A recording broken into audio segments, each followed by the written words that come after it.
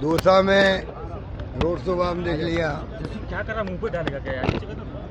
जो मोदी जी बार बार आ रहे हैं राजस्थान में, एक तरफ कह रहे हैं कि अगली बार 400 पार, तो फिर मोदी जी और उनकी पार्टी घबराई हुई क्यों है?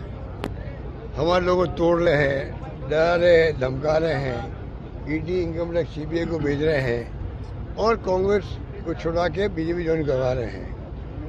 नीतीश कुमार को ले गए। जब आप 400 पार हो रहे हो तो आप चाहते क्या हो? फिर आप ये तोड़फोड़ क्यों कर रहे हो?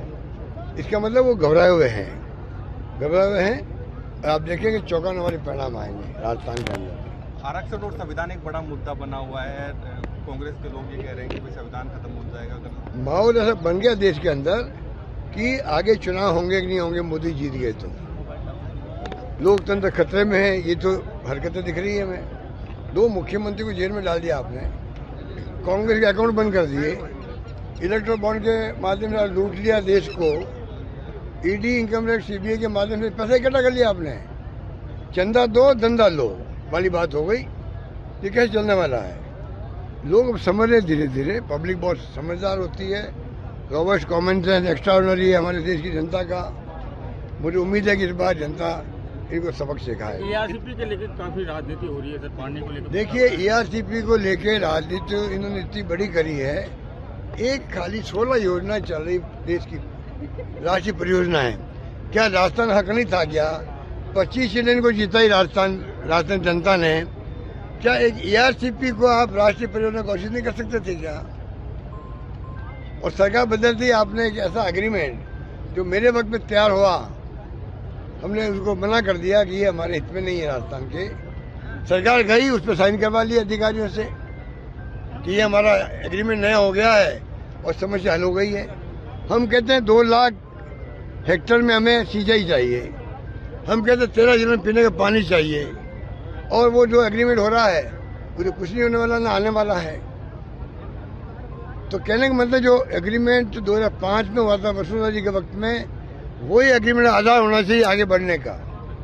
पर ये धोखा दे रहे हमें।